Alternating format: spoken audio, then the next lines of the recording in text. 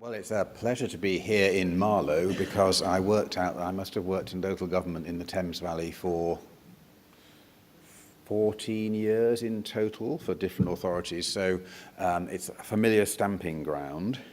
As you heard, I'm Richard Blyth. I work for the Royal Town Planning Institute. We're the largest professional body in Europe for urban planners.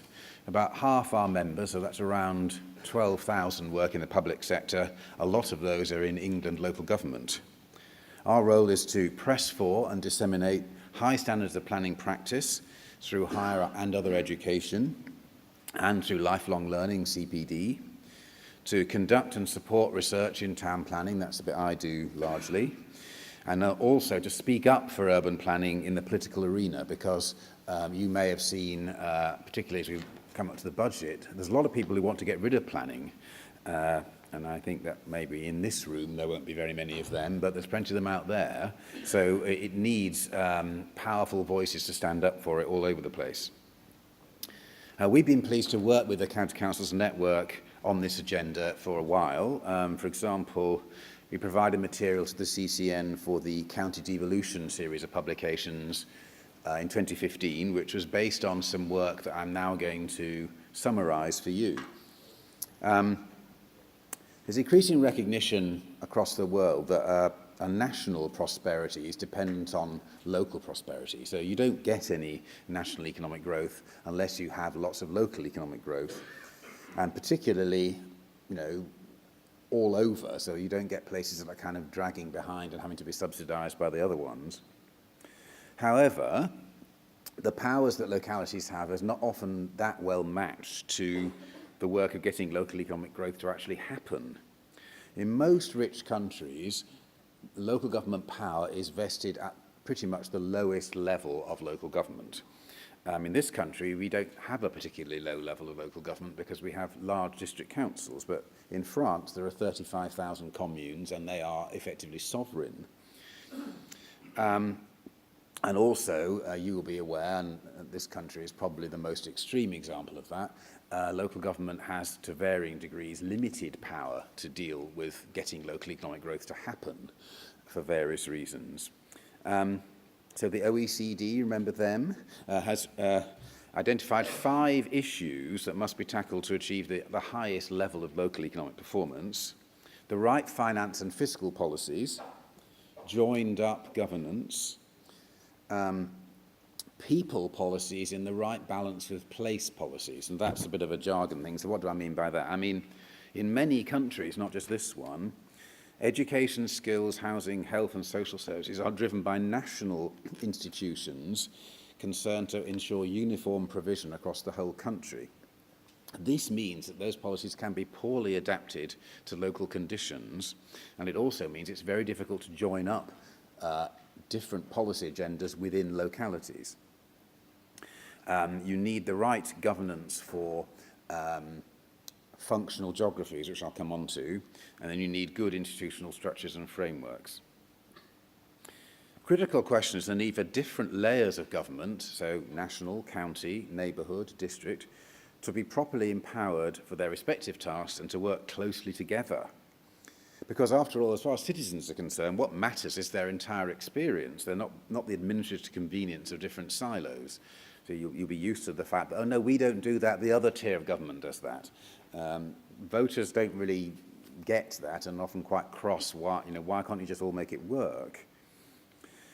And also, this has been really complicated by the tendency across the sort of free world, if that's a word you can still use, about outsourcing different parts of the economy to the private sector. So we now have contracts governing all sorts of different. I won't tell anything about my journey here on the train, which is I could take a whole half an hour to describe that. We have all these different things where we've outsourced aspects of the economy and that are critical to local economic performance to different people with national contracts. So there again, trying to make work all together in a county area, for example, is very complicated.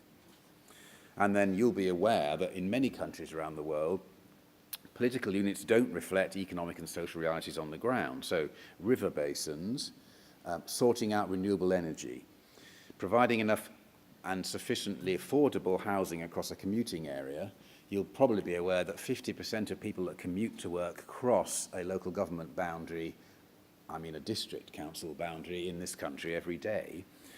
Ensuring transport links are sufficient, responding to climate change, and guiding strategic investment in health, education, training. These often require coordination over a larger area than the lowest tier of local government. And all over the world, this is not happening as much as it should. The solution, we think, is what we call strategic planning, which is planning across the lowest level boundaries. Now, I've no brief here from the RTPI about the question of which is the best solution, unitary, two-tier, and I understand that you've been hearing a lot about those kind of questions yesterday. I would say that the most common solution around the whole world, certainly the rich countries, is innovation whereby local governments work in partnership, and that's partly because redrawing boundaries to follow what you might call the most economically efficient model can be really expensive to do and arises lots of opposition as well. So in our work on the sort of concept of strategic planning, we set out some key principles about how we think it should work. First one is that it should be through cooperation and not coercion. You will remember the regional strategies that we had in this country until roughly the beginning of the coalition government. Actually, they worked very well. The problem happened when, and only applied to about 3 of them, when central government said, well, we've heard what local government says, we've heard what the examination in public said, we've heard all the evidence, but actually, you know, we just want you to raise your housing targets because we're the government. And that is, I think, what brought regional strategies into disrepute more than the concept of having joined up planning across a wide area. And we found, looking at how cooperation rather than coercion works, that there are many examples of it working very well.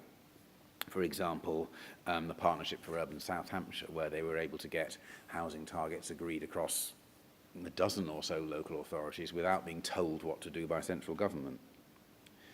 The other thing is that cooperation does bring benefits. It can bring benefits to all of the participants.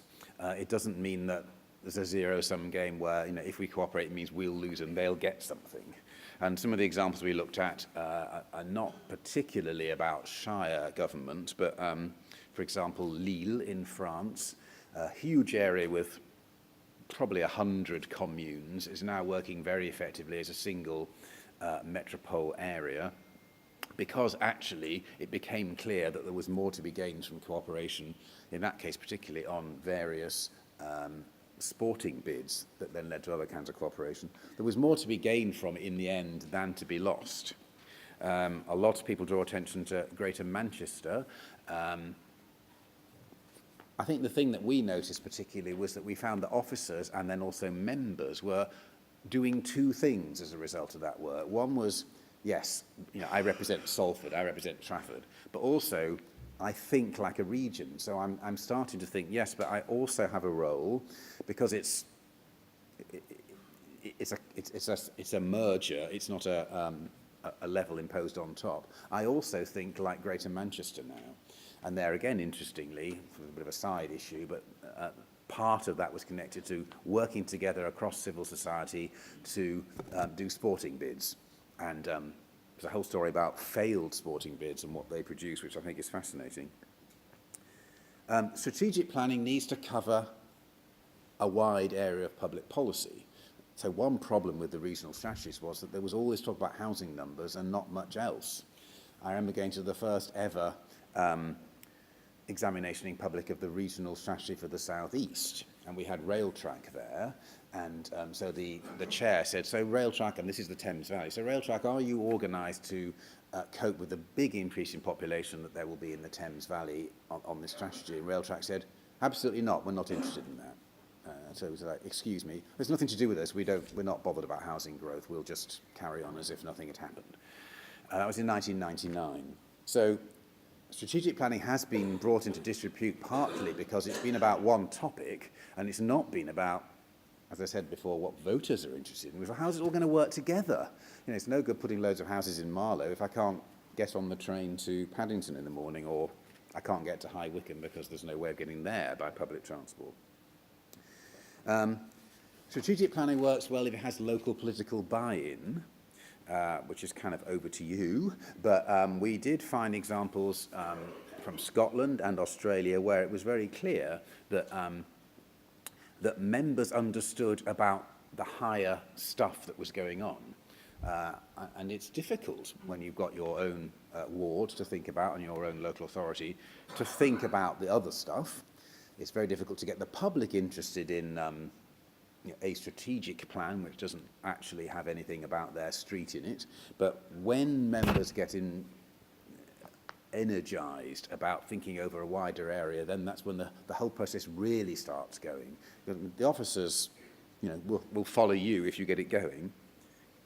There need to be close links with business. Now, there's a problem around LEPs, and there's a problem around planning for economic growth and having aspirations around economic growth that are just not supported by the level of housing growth within areas. I'm not going to name names on that one, but you know, unless business is actually at the table and saying we need homes for people to live in so that our people can get to work, we need homes that are near where we are providing the jobs. Unless business gets involved in that process, you'll have housing policy going off in this direction and you'll have economic policy going off in that direction, and none of it will actually happen. You can put 3.5 GVA growth annually in your LEP strategic plan, but it won't happen unless all the other stuff is actually working as well. And then finally, whatever geography you have, it needs to be talking to the next geography. So I'm sure we'll hear more about things like the Oxford-Cambridge corridor in that example, where you know there are 3 clumps that the NIC has identified, but those clumps need to talk to each other. Another critical example is that the home counties need to talk to London.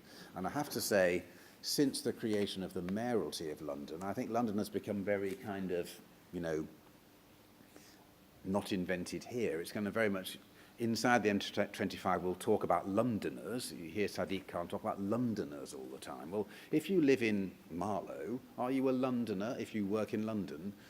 Somehow not a real understanding of the fact that there are 700,000 people that move into Greater London and there are 250,000 people that move out as well. But this isn't just all about local government. Central government really needs to react urgently to the problems of how to incentivize and motivate joined-up planning around local government and higher housing allocations. At the moment, it's all stick and no carrot. So, you know, I've seen stuff encouraging local people to get involved in their local plan, and it says, unless we have a local plan, we will lose lots of appeals. It's like, what an awful motivation for writing a local plan. It's like, you know, it'll be stick. And I must say, from our point of view, what an awful motivation to work in the planning profession. Like, well, unless you do this, you're going to lose lots of stuff. How much better to say our plan is about making sure that our people and the children's children will have jobs and homes and a decent environment. So we need to see central government really stepping up to the plate to make a difference in health, education and transport funding and rewarding areas which provide the homes and which provide the joint working. At the moment, there's very little relationship between sort of what you do in this agenda and how NHS funding is allocated.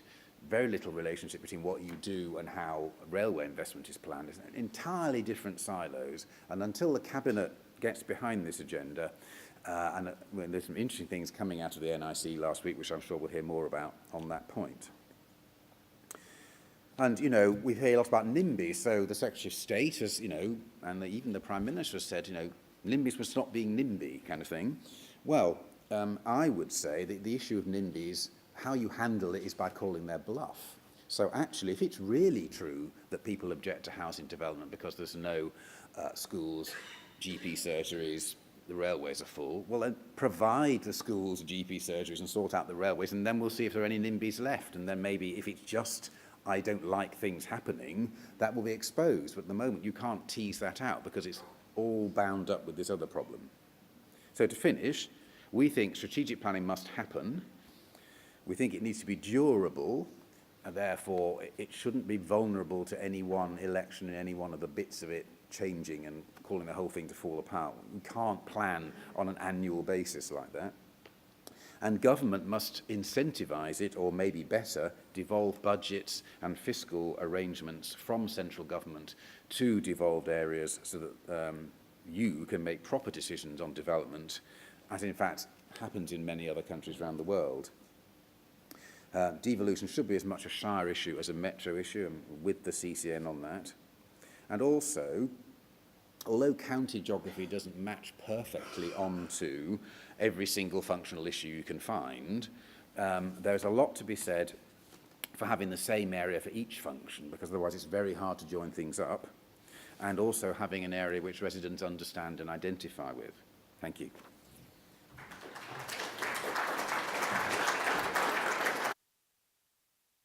Thank you, Richard. And now we've got Phil Graham, who's Chief Executive of the National Infrastructure Commission. You may come up with some of the answers to the end of Richard's talk.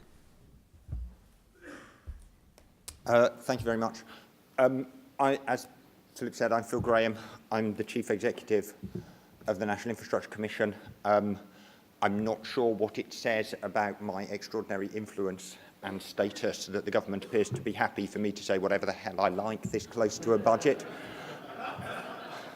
But I'm going to tell you what we think, and we'll see where we go from there. I'm trying not to take it personally. What is the National Infrastructure Commission? We're an independent body chaired by Andrew Adonis. Our job is to provide advice to government about what its infrastructure priorities should be. We do that through a national infrastructure assessment, which we are asked to produce once every 5 years. We just published the draft national infrastructure, our first ever draft national infrastructure assessment in October, which we're consulting on at the moment. And we do it through a rolling programme of studies looking at some of the major infrastructure challenges that the country faces. We've looked at transport in the north of England. We've looked at how we transition to a more low-carbon energy supply. We've looked at how we can move forward on 5G telecoms. We've looked at Crossrail 2, but most recently, the report that was published last week, we've looked at the infrastructure needs of the corridor that runs from Cambridge through Milton Keynes and across to Oxford.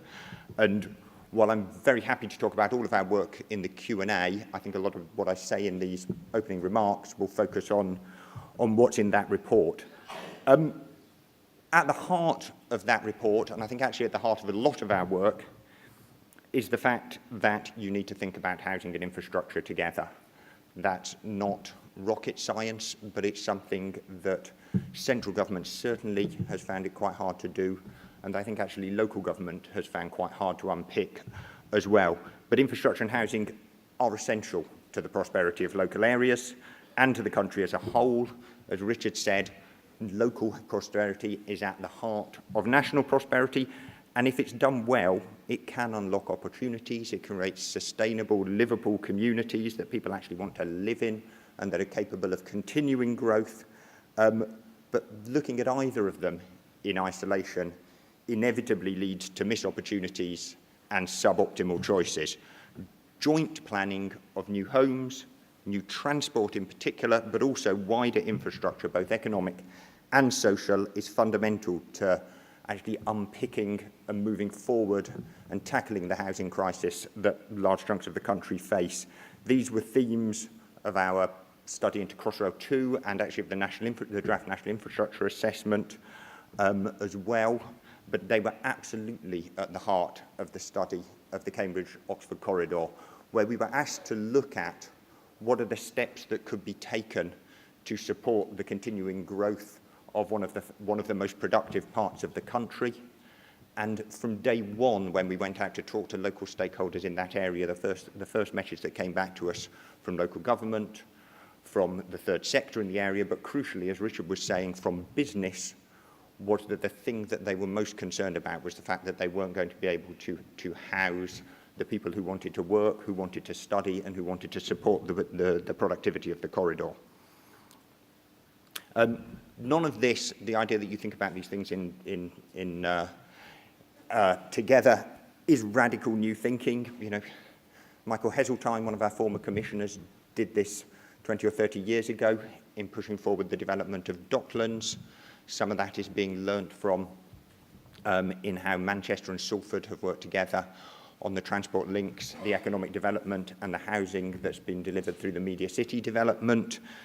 The Dutch have done this for decades, if not centuries, but it does seem to be something that we have found quite difficult in the UK, I think particularly outside our cities, in areas like the Cambridge-Oxford corridor, where we're talking about the links between and the growth of large towns, small towns, villages, rural areas, but those that are experiencing particular pressures. So if we do this, if we're going to do this, if we're going to tackle housing shortages, if we're going to build improve affordability, we need to ratchet up our thinking to a new level of magnitude, and this is what this is the conclusion that we came to in this study, in the Cambridge-Oxford study. Government at all levels, national, district, county, and so on, need to work together and work across organisational, physical, political, sectoral boundaries to create an integrated approach to how new homes and infrastructure work together. And so the report that we published proposes a new deal, effectively, between national and local government, where major investment in new infrastructure is met with commitments at the local level for substantial new growth in home building, and to enable those commitments to be delivered, additional freedoms and flexibilities are provided by central government, and additional certainty about future funding so that the local authorities can plan and can make sure that things are delivered. We hope tomorrow there's going to be a very positive response to that report in the budget, but I'm afraid that's the bit of it that I don't know. I don't know what we will see, and probably why the government's so comfortable with me coming out here and talking to you. The recommendations are focused on this integrated approach, where people come together, work across local boundaries, look at delivery across through an arc-wide spatial strategy in consultation with government and local stakeholders, because we think that's where the true value of the infrastructure that's proposed for that area is going to be realised. There has been for a long time major transport infrastructure proposed for that corridor. The ideas of an east-west rail route, of an Oxford-Cambridge road expressway, have been kicking around for years, probably decades, but they have always been going round in circles, partly because the case hasn't been properly made for what they will deliver for that corridor. They certainly predated the NIC, and I think the thing that we have tried to unlock is to move the government's thinking away from the idea that this is about simply an additional link in a national transport system, a way of getting between two large but not major conurbations more quickly, to something that is about unlocking growth, unlocking housing, and supporting the prosperity of the area more generally. And part of that is about how you design the transport infrastructure, but part of that is about what is delivered around it. And I think part of our conclusion is that the money that is proposed for those transport investments, and we propose that the government should be open to putting forward £7 billion over the coming years to make that happen, will only be money well spent and should only be forthcoming if the local authority side step up to the plate and do their part about ensuring that the housing that could unlock is delivered. That's because we recognise that it takes more than a new train or a new road alone to make housing growth possible. Even those are important parts of the picture. So we're advocating freedoms and flexibilities for local areas in the ARC, such as freedoms around how you gather and how you use the community infrastructure levy and section 106 funding, freedoms around how the 5-year land supply operates to help them deliver more homes, and that includes also borrowing against CCN receipts to enable the local authority to invest in infrastructure and potentially to invest in housing delivery. It also involves new delivery mechanisms and enhanced delivery mechanisms, such as development corporations and stronger cross-sector working arrangements, including, as Richard said, stronger cross-boundary working in the 3 areas, the Oxfordshire area, the Cambridgeshire and Peterborough area, where there's already a metro mayor, and the central part running across Buckinghamshire, Bedfordshire, and into Buckinghamshire, Bedfordshire and Northamptonshire, but also a strategic board that sits on top of those 3 partnership areas and provides an overarching view, potentially with an independent chair. Our report is focused on the ARC, and although its particular recommendations are specific to the towns and communities within it, we do think that the proposals that we set out there could potentially provide a model that could be applied more widely to support councils in delivering more homes or in delivering the economic development that their areas need. And that means county councils working with district councils, as well as neighbouring counties, to understand the potential opportunities that transport interventions and infrastructure investment could have in delivering new homes and communities, but also recognising that there is no one-size-fits-all solution. Delivering a broader strategy for growth is something that all can do and all would benefit from. And the key is to take that broad view, both geographically across boundaries, but also sectorally across infrastructure and housing, across different infrastructure sectors.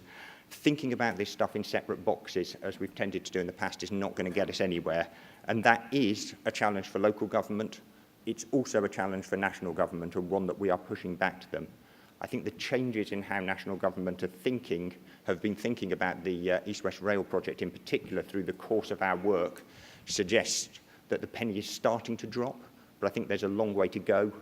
We'll continue to push at this, but I think you need to continue to push at it as well, and hopefully we'll get there. Thank you very much.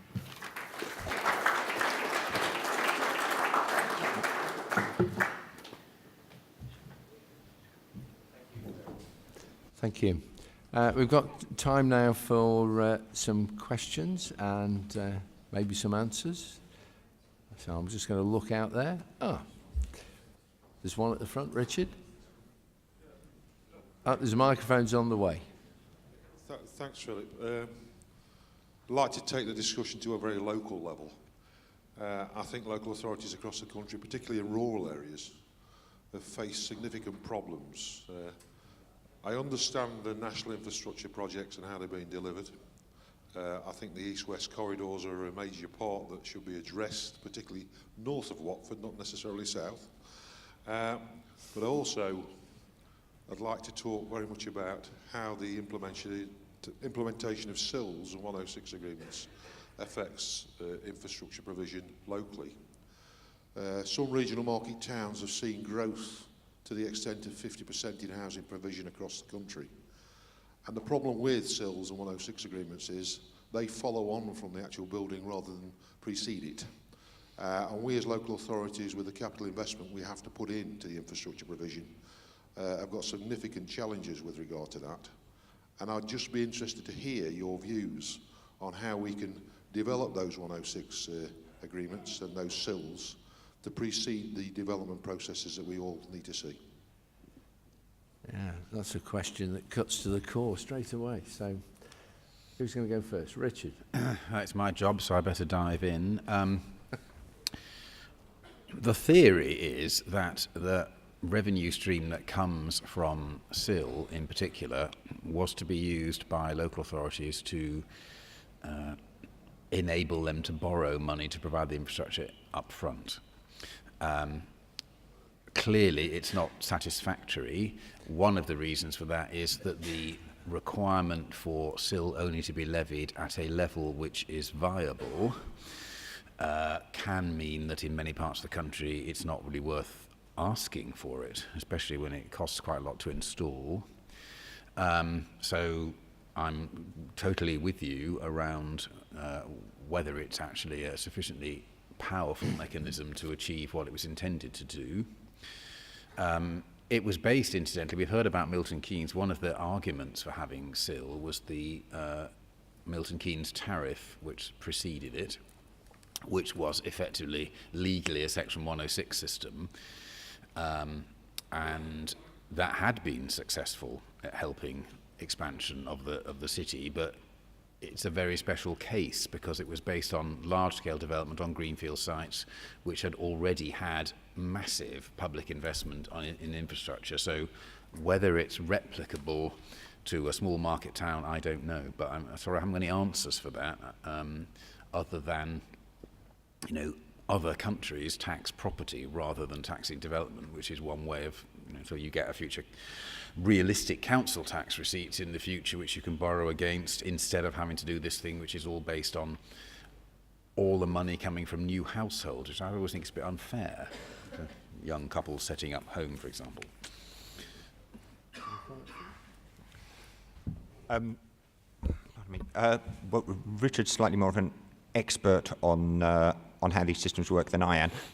In terms of the report that we've just published, we have recommended that part of the freedoms and flexibilities that should be offered where authorities come together and demonstrate an increased ambition in terms of housing supply, particularly in this corridor where house prices are very high, where the housing market is under serious pressure, should be the ability to borrow against future Cllr receipts.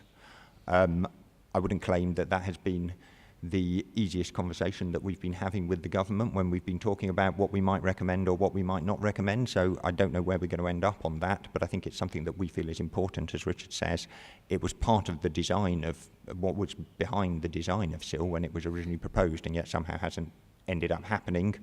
The Milton Keynes tariff was successful, and although that was in legal terms a Section 106 agreement, it operated in a very similar way. Whether that works in other areas of the country where the land supply is less tight, where housing is less stretched, I don't know. I think the other things that we should be looking at are how the compulsory purchase regime works, and actually whether there should be whether local authorities should be deriving revenues by rather direct means than necessarily trying to do this through complicated tax mechanisms. I think we also just need to look at how national government funding for transport infrastructure at local level is passed on and works its way through the system. And again, coming back to the Cambridge-Oxford report, one of the things that we've shared is that there's a case for repackaging some of those funding streams in a way that provides greater clarity and certainty for local authorities so they can plan against it. That doesn't, I would stress very hard, necessarily mean more money. It might do in some cases, but that's not at the heart of what we're proposing. But what we are saying is that local authority transport funding tends to come in very short-term packages. It often comes through uncertain bidding rounds. It often has a high transaction cost associated with it. And if you could find ways of unpicking that, even if it doesn't mean increasing the size of the overall budget, then that might make quite a significant difference. Some of this, that's where we get to in our Cambridge-Oxford report. Some of that is feeding into the National Infrastructure Assessment, which is open for consultation at the moment. One of the themes of that is how infrastructure can be delivered in a way that enables housing growth rather than acting as a barrier to it. And if you have thoughts around these areas, I'd really encourage you to feed them into that consultation as well, because this is tricky stuff. I wouldn't claim that we have identified the silver bullet that's going to make it all happen magically. It's hard and it's a complex system. Tricky stuff. Byron. Listen to all that. Byron Rose, Leicestershire. I live near Melton Mowbray, and I'm particularly interested in a scheme there to build a bypass road around Melton Mowbray, because the town is getting choked up with traffic, and there's no way around it except through the middle, and it gets a lot of HGVs. Now, local plans put this forward, and it's working out about a £77 million scheme, so well beyond local capacity to fund. The county's, of course, involved in it because it's county highways, and the borough council as well. They did think at one point they'd get all the money from this fund that the DCLG and Department of Transport set up, Housing Infrastructure Fund, called. Now they're saying, no, you're in competition with a load of other people. And maybe your 77 million might be only 55 million. And therefore you've got to find it from somewhere else. Well, where? What happens to put... It's all right putting big projects in like Oxford to Cambridge, national interest and that sort of thing. Your commission eventually could be really useful. Anyway, you could take us under your wing and give us a hand. Phil, how big's your wing? Well, Andrew Adonis's wing, certainly in his own opinion, is almost infinite in size. But we are a small organisation, and I mean our remit is to look at sort of national infrastructure priorities, and we don't have the capacity to look at sort of every single small scheme. But we do care about, one important national infrastructure priority is, with the best will in the world, not whether the particular road scheme that you're talking about around Melton Mowbray happens or not, but is about whether we have the systems and structures in place to make sure that funding for local authority local transport schemes goes to the right places and delivers the maximum benefits. And I think that is back to where we need to think about the certainty that's associated with that funding, the way in which it's allocated to local areas, the degree to which it should be competitive or it should be planned. Again, these are issues that we're thinking about. We're in a consultation period. I can't say that that we have the firm answer yet, but they're very much on our radar. As I say, not the individual schemes. We don't have a big map of where every single penny of the government's money should be spent over the next 50 years, not least because it would inevitably be wrong. But we are very keen to think through whether the sort of the funding mechanisms that enable local authorities to take forward schemes of that kind or prevent them from taking forward schemes of that kind are working properly. Okay. We've got 3 questioners lined up, so gentleman over there, yeah. Yeah, hello, I come from Cornwall, which is a rural area which does have a devolution deal with the government. But one of the demands that we made for our devolution deal, which was not met, was, I suppose, what you could loosely call the repatriation of planning powers, which was not something the government were interested in doing at all very much. I noticed you referred approvingly to the 35,000 planning authorities in France, the communes. I personally wouldn't lean towards making parish councils the primary planning authority, because I don't think it works very well in places where everybody knows everybody else in terms of the right decisions being made. But what sort of powers do you think it would be beneficial for counties, unitaries, to have transferred to them, shall we say, if I'm using the right terminology? That's an interesting question. I think both speakers have referred to different layers. So over to you, Richard, I think. And then well, let's take the debate a very long way from Cornwall.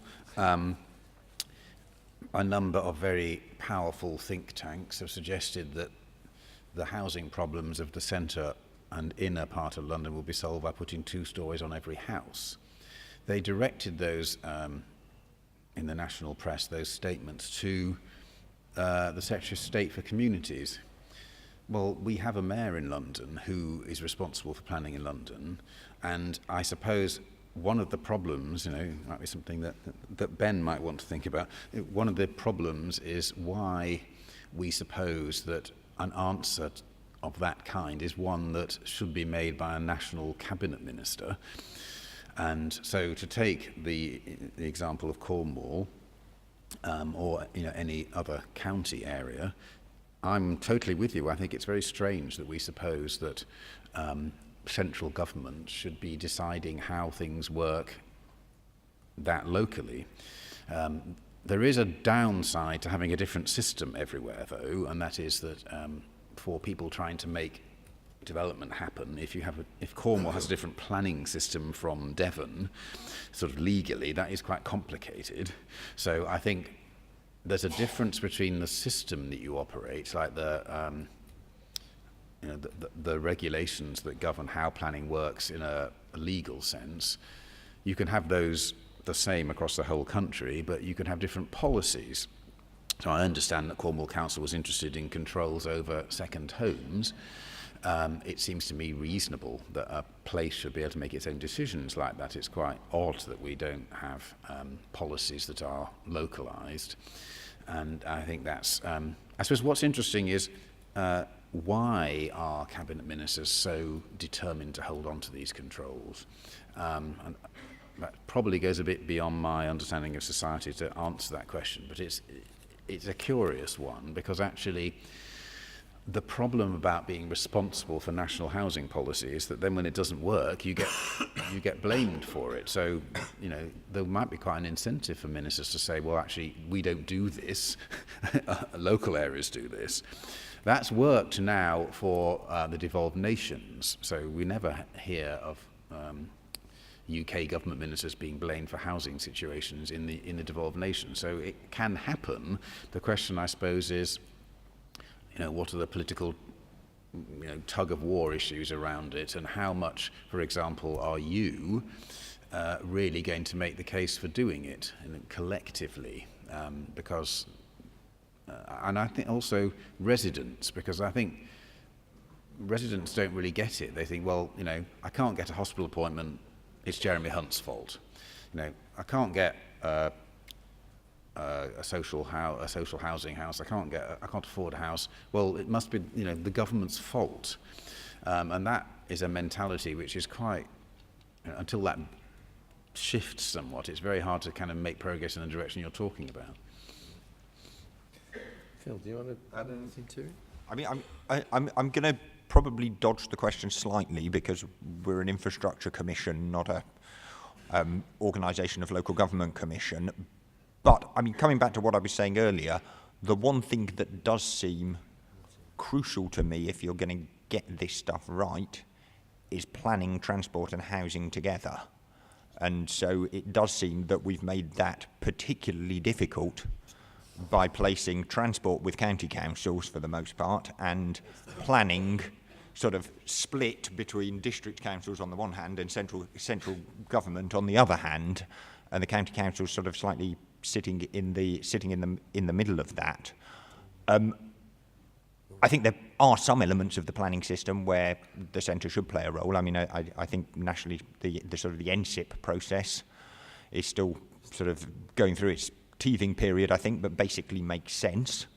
But beyond that, I'm not going to say that we have a view that you should pick this apart and that in every case, and that things should be devolved to where things should be devolved to and so on. But I do think there need to be mechanisms probably in every single area for transport and housing to be thought about in a coherent and not an ad hoc way together, whether that's through additional devolution, whether that's through combined authorities, whether that's through other forms of sort of cross-boundary working. I don't know, and to a certain extent I don't care, but I think if you can't find a mechanism that allows you to think about those two together in a coherent way, then you're storing up trouble for yourself. Storing up trouble. Martin. Yeah, Phil, first of all, thank you for a very thought-provoking report. Just an observation, then a question. I mean, first of all, you kept referring to 3 blocks. As your report stresses repeatedly, there is no consensus whatsoever on 3 blocks. Mm-hmm. And Buckinghamshire would very strongly oppose the idea of 3 blocks. I just want to put that out on record again. The question in terms of infrastructure, your report focuses, and Andrew always focuses in his radio interviews very strongly on rail. I mean, he has a certain penchant for railway lines. But when you talk to ordinary people, it isn't actually about railway lines. They actually talk about things like GPs, actually getting a place in a hospital. They talk about having local parks. They talk about having high-speed broadband. They talk about having, you know, the local infrastructure around the local roads where they drive, etc. It's how you get the money for that, and it goes back to the earlier question, because there's a lot of focus on the big strategic infrastructure and relatively little on that. I mean, you do talk about some pooling and some flexibilities. The fundamental question, though, is if you're going to realise enough value to build the local infrastructure that people really want, you've got to capture enough of the land value uplift. There was reference to the Milton Keynes tariff. The big difference with Milton Keynes was most of that land was bought at agricultural rates back in the 60s and 70s. Now, unless you do that and capture that value uplift, there will never be enough money to meet the requirements of local people for local infrastructure. And I'd just like to know how you would propose to address that in a way that means that we can sell housing to local people as something that should be welcomed rather than opposed. Oh, tricky. Which one? Ian? No, Richard? I was addressed to Phil. I have a few views on it. I take the point about the central block, and I don't think we have reached a view, if I'm honest, and I don't think we should reach a view as to whether that central block is one block or two blocks. And we've been very careful. We were very careful in the report not to say that, but we did say someone eventually does need to take a view, and it can't wait that long. A decision needs to be reached about how you are going to structure the area that runs across the sort of the central piece. We can't go round in circles on whether you're going to on the sort of different options that are on the table forever. But we said, and we continue to be of the view that that's something that should be for the local authorities in those areas to work their way through. In terms of the gap between the narrative on the sort of the major rail investment and the other forms of infrastructure investment that might be needed, I mean, absolutely 100% we recognise that.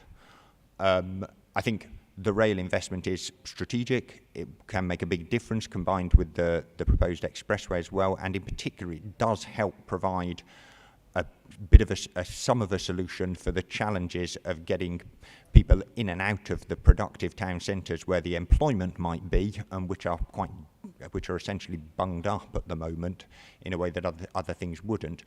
But again, we have been careful not to say, and I'd make 2 points. Number one, we have been careful not to say that the land value that might be captured through existing mechanisms and freedoms and flexibilities associated with existing mechanisms, so enhanced CCN, improved Section 106, use of development corporations, etc., should necessarily or predominantly go to the funding of that strategic infrastructure. Actually, I think our view is that the key thing that land value captured should be used for is to support the provision of all of those forms of supporting infrastructure, whether economic or social, whether water and electricity and broadband or GP surgeries and primary schools, because that will be how the benefits that come from the national investment in the strategic infrastructure are best realised.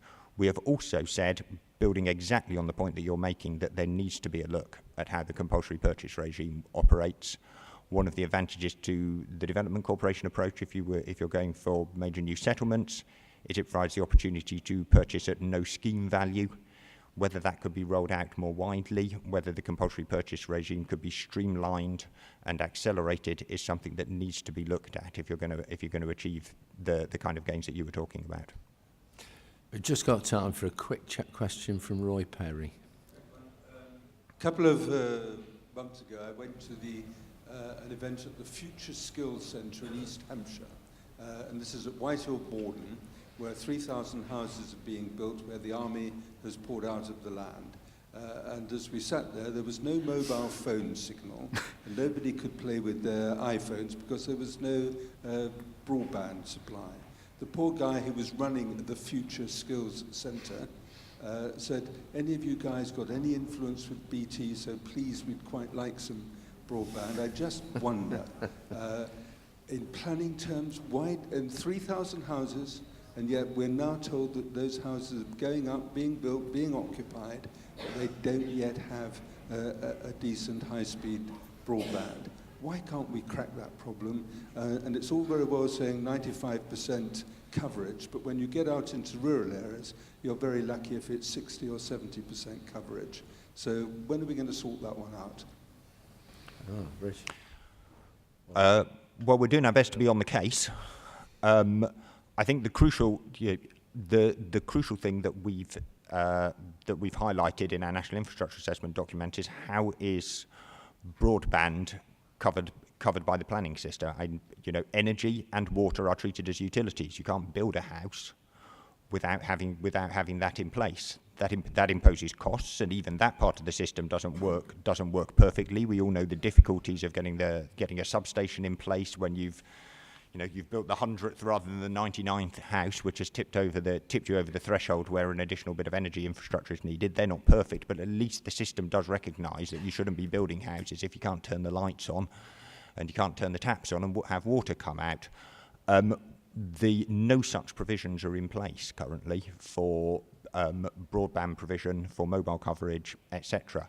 And we're in a consultation period. I can't, reach a firm conclusion about where we're heading, but I think the idea that we should be treating something that is so utterly fundamental now to the way in which we live our life more as a utility and less as a nice to have is really important.